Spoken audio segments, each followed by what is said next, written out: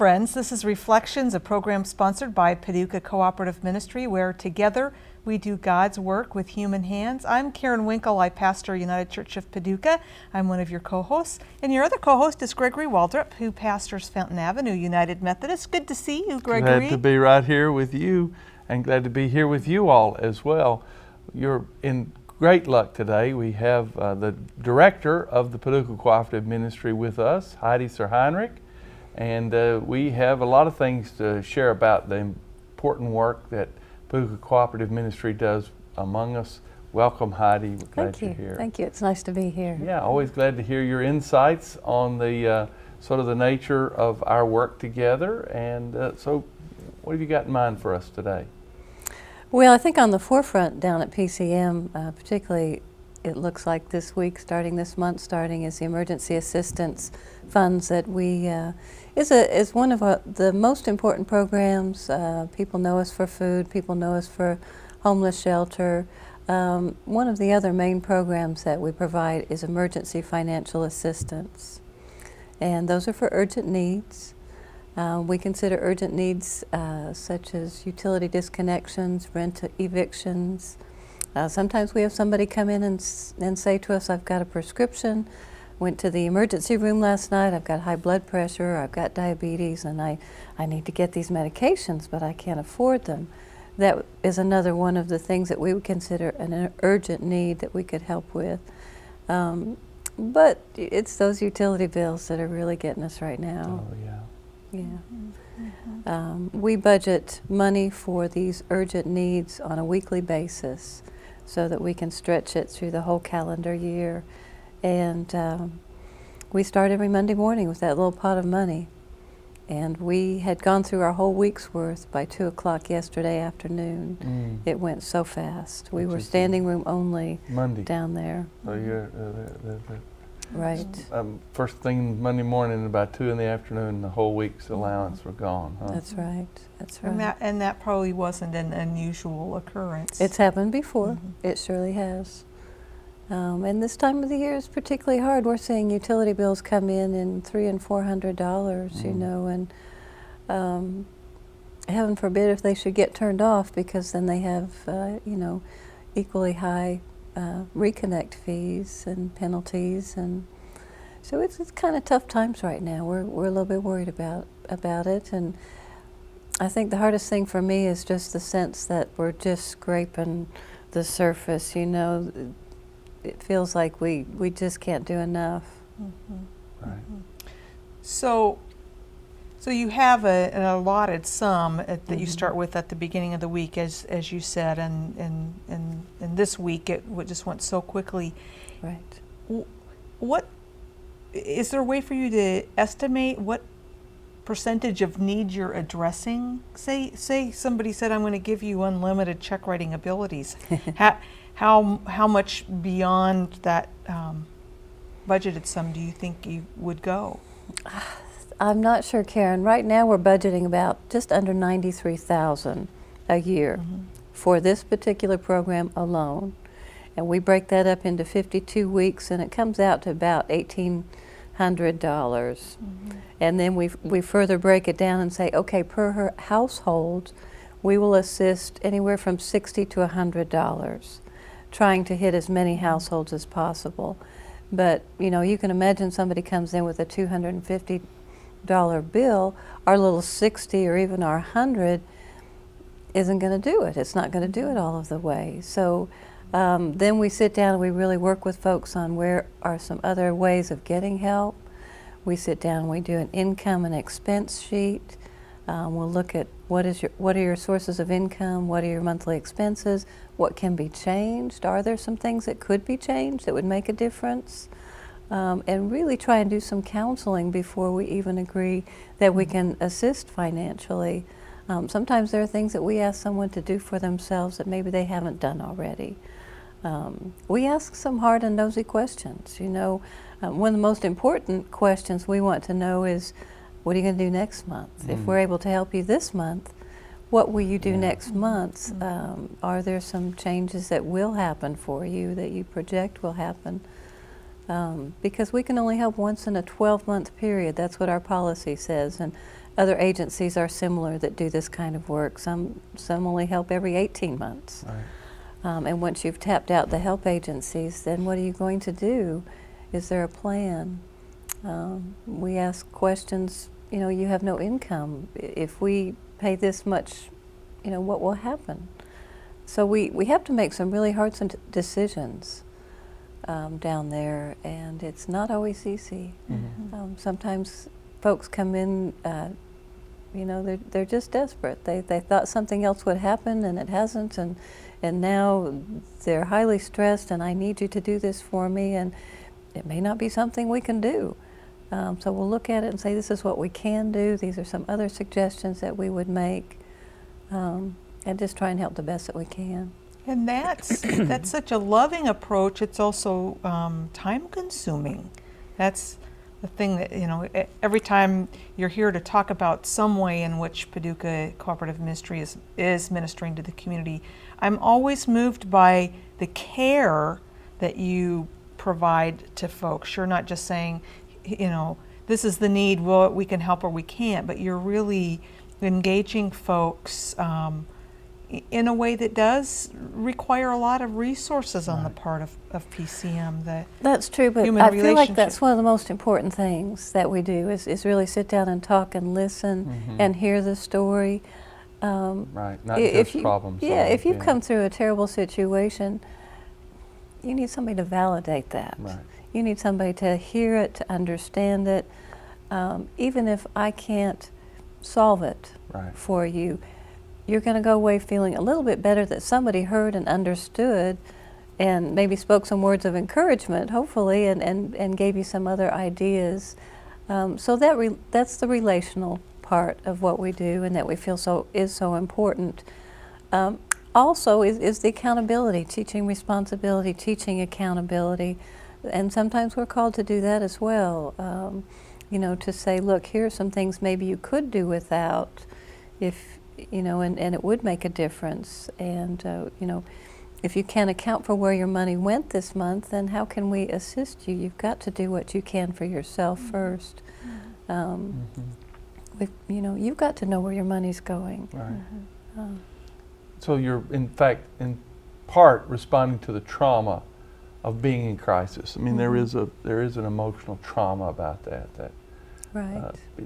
And if it happens to be the parents of the family, then you've got children in the same kind of stress, and it just accelerates and multiplies the kind of difficulties there. It sure does. It sure does. Now, these funds, are they? I know there is a place to contribute to your gas bill, and I think maybe to the electric bill as well, for funds like this. Are you a part of distributing any of those funds?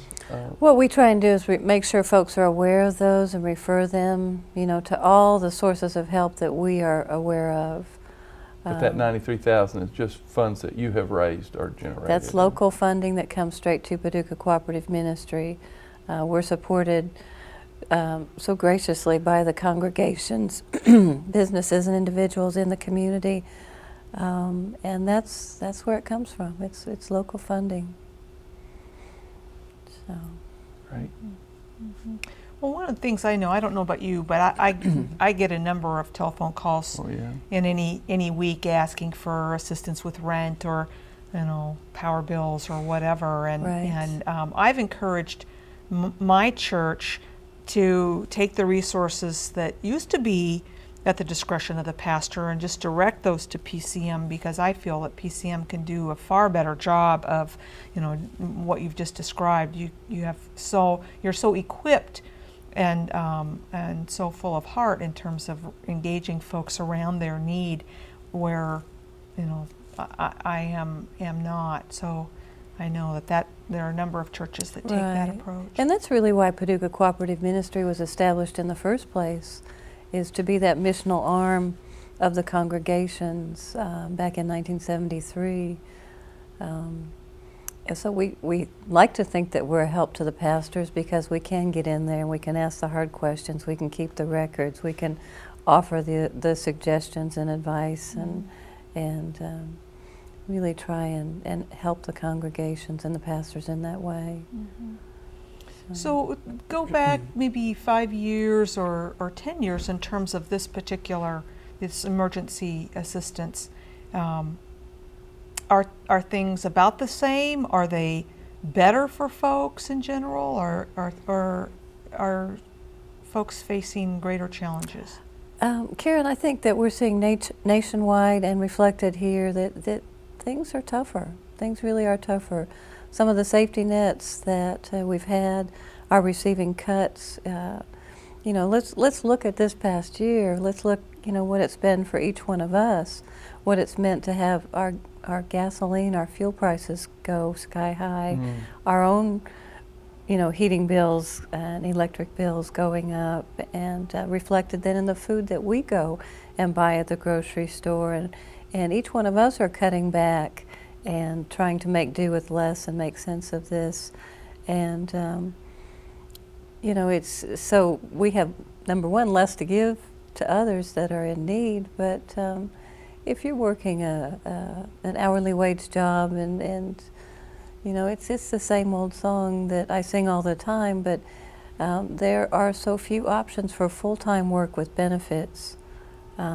Seems like there are less and less as more and more of our factories go overseas, and I just don't know how people make it. If they get sick, they don't have health care. If the car breaks down, if they can't afford to put gas in the car to begin with to get to work, if child care is a difficulty, there are so many bumps and hurdles for people to get over.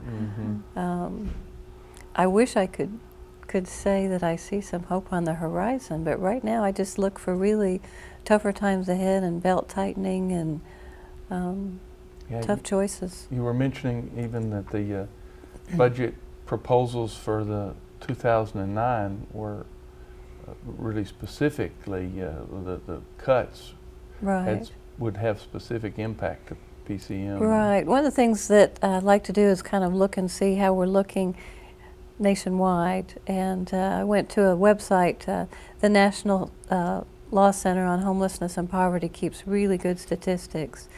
And they had a look at the 2009 budget proposal that President Bush has put forward.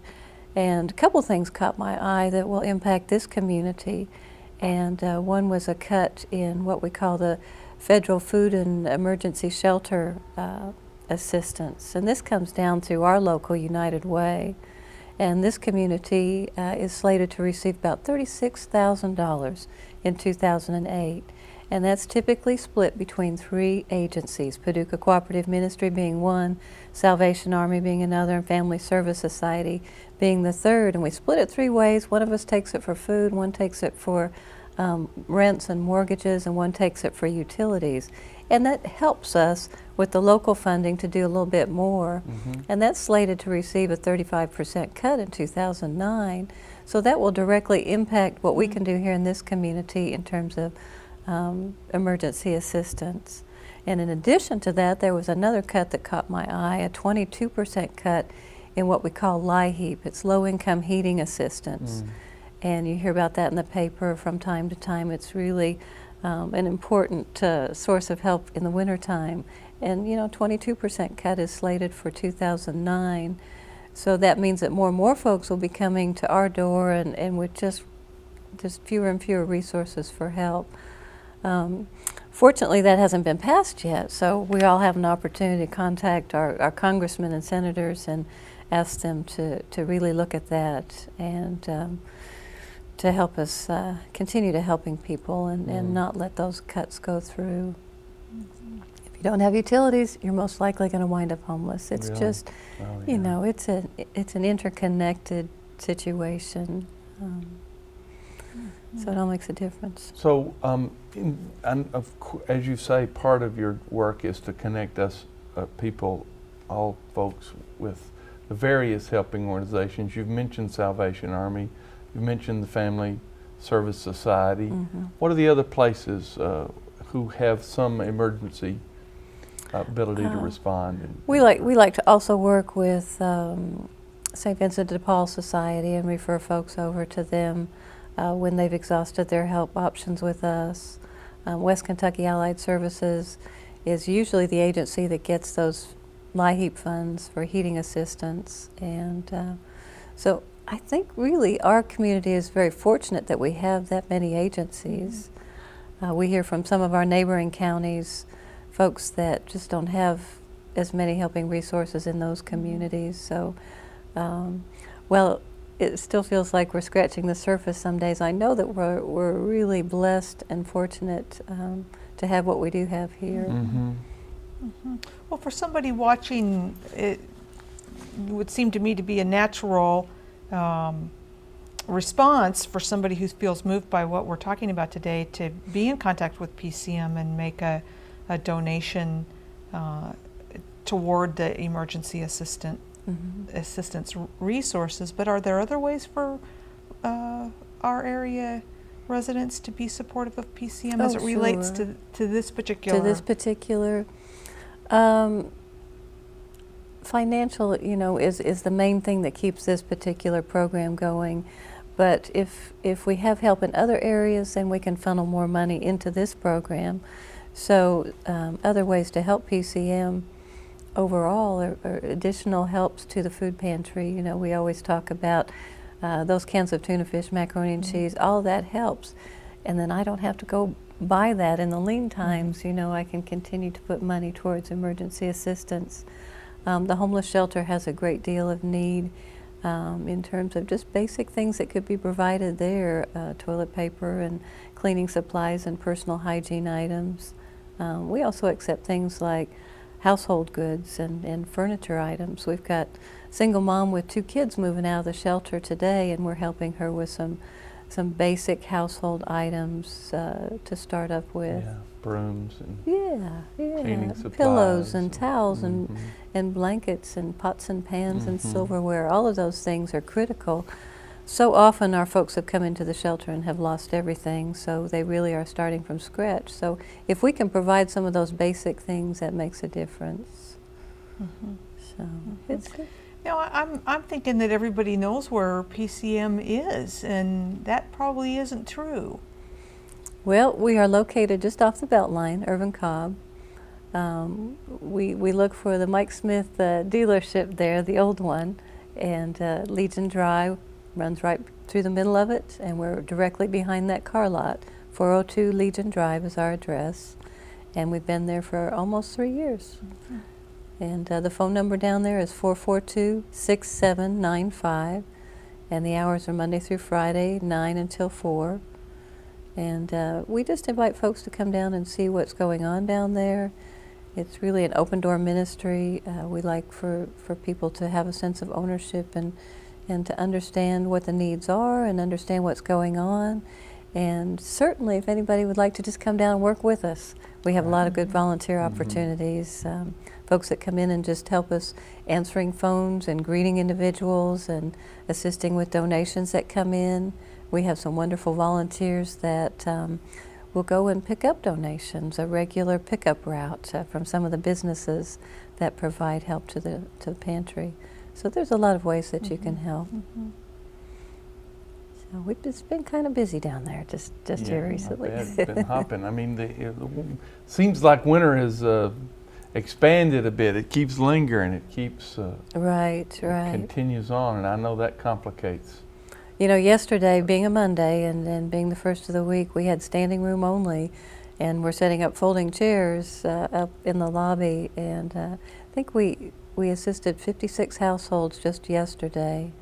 About half of them were financial assistance, and about half of them were food assistance. But it was a busy day. When I pull into the parking lot and I see folks standing in the rain waiting for the doors to be unlocked, then I know we're going to be hopping all day. Well, and you remind us of the personnel there at PCM and who we might expect to see when we came for a visit. Sure. I'm so proud of our staff. We have some folks that have been with us and feel real calling to the ministry and know their jobs and have a real heart for it. So somebody coming in the front door today for some financial assistance or some food assistance would most likely talk with Karen Burton, who's our services coordinator. And she also handles our volunteer services program, so she wears 2 hats. And she'll sit down and talk with them and try and determine their need and how we can best meet that. If we've got somebody coming in the front door that says, I have nowhere to sleep tonight, I don't know what I'm going to do, then they would talk with Candace Nichols, who's our AmeriCorps housing counselor, and she would see if we could work up some emergency shelter for them. We might have somebody that comes in the door and says, you know, I don't know what to do, I don't know where else to go, and Nikki Straw, who's our homeless services coordinator, would work with them on some extended care, and you know, it might be somebody that was in the shelter a year ago that we still have ties to, we still do some support services to. And then Kathy Rowland is the one that you'd come in if you had a check that you wanted to donate to PCM, or you needed to check some record keeping, or had a piece of furniture you wanted to donate. She wears many hats. And then out at the shelter you'd see Sheila Forrest, who's our shelter director, and handles just about everything out there. But it's a very good staff. You do have the ability to come and pick up some things that are donated? Right. We have a pickup truck, and we have a couple of inmates from Keaton Corrections that work with us every day, and they help us with all the heavy lifting. And so it's not uncommon for somebody to say, I've got a sofa bed that's in good shape, can you use it? Or I've got a washer and dryer, could your shelter make use of that? And so we'll hop in the pickup truck and go pick up those items. Just have to give us a call, and we'll find a time that works, and a sunshiny day if at all possible. Yeah, really. So there's a lot that goes on down there. There really is. I often wish that we could do more.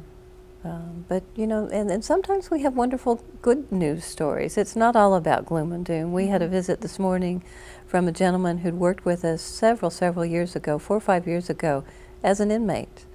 And he'd spent some time with us and was just outstanding. And he comes back every now and then to let us know how he's doing. He got a job on the river industry and worked his way up to first mate. Wow. And he came in with some good news today and said, you know, I passed my pilot license. I'm going to be a pilot. And we were so proud. You know, he's come back to just let us know I'm doing good. I'm doing great. I can remember being a part of a Paducah Cooperative Ministry program called Mother to Mother, and it was a program where we matched, the cooperative ministry matched folks that were on welfare services with people with adequate incomes, mothers to mother, and they came monthly, and they gathered and talked and interacted and were support to each other, and children were there. We often had special things for them. And anyway, I was with them, worked with them for a long time, and I can remember so clearly and wonderfully all of a sudden at one Christmas at Sears, looking around, and all of a sudden I recognized this person across the way, and I went over and said hi, and I said, where do I know you from? She said, you know me from the Mother to Mother program. She said, that so helped me, and she said, now I'm got a wonderful job here, and it's all working well, and I'm able to support my children, and I give credit so much to the care and support and encouragement that I got in that Mother to Mother program, and I mentioned that on many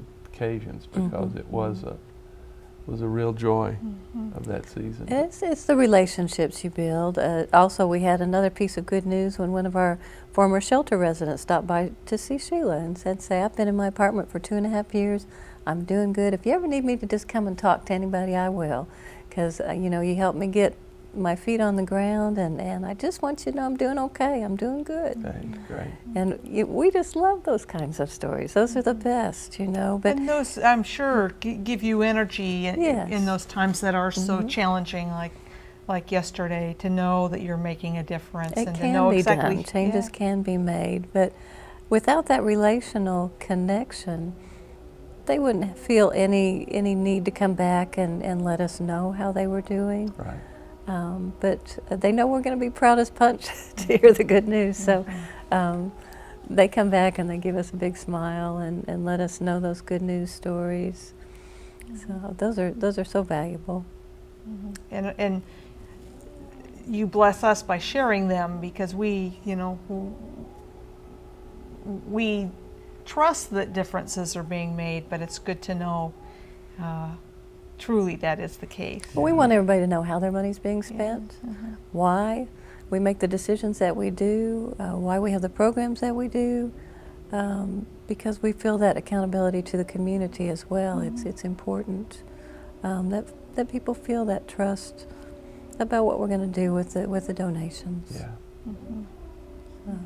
Trust is a big commodity in all this, isn't it? It's really the currency that we all operate out of. It's heart, don't we? Both in your interactions with the folks in crisis and also those who support you. Trust is a big part of it. And I'm so proud to represent PCM. You know, this will be almost 10 years for me.